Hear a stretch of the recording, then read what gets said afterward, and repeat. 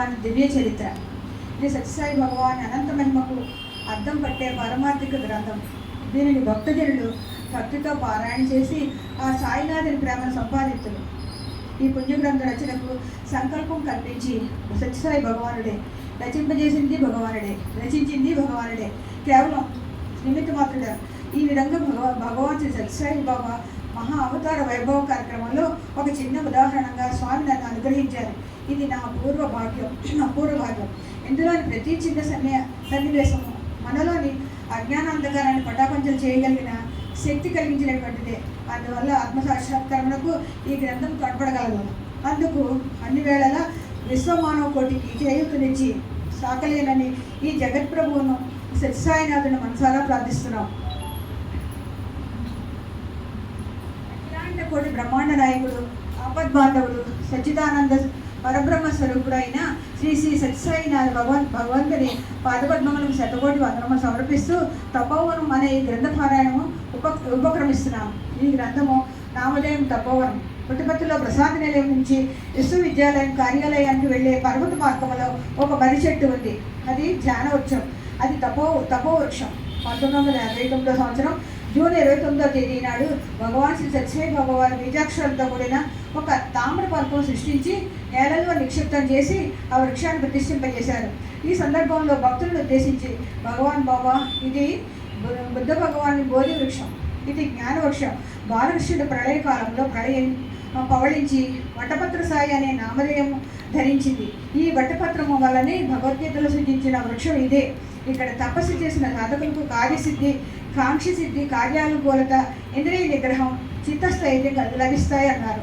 ఈ వృక్షం ప్రతిష్ఠించడం వల్లే భగవాన్ స్వామిని సాధకానుగ్రహ వటవృక్ష ప్రతిష్టాపకాయ నమః అనే నామంతో పూజిస్తున్నాము. ఈ వటవృక్షము అమరవృక్షము. ఇది ఊడలుగా దిగి వేరుని అక్షయంగా అభివృద్ధి పొందుతూ ఉంటుంది.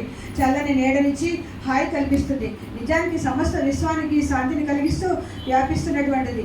జీవిత ప్రయాణంలో అలసి సొలసిన అర్థులకు, జిజ్ఞాసులకు, అర్థార్థులకు, జ్ఞానులకు పరమప్రసాదిని ప్రసాదిస్తున్నటువంటి సత్యసాయి భగవానుడే అసలు తపోవృక్షం.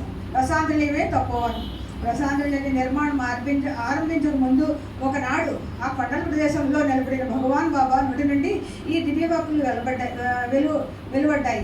ఈ ప్రదేశం త్వరలోనే ఒక షిరిడీగా, ఒక తిరుపతిగా, ఒక వారణాసిగా రూపొందింది. వేల కొద్ది యోగులు, సాధువులు, జిజ్ఞాసువులు ఈ క్షేత్రానికి వచ్చి ఆత్మశాంతిని మోక్షాన్ని పొందుతారు.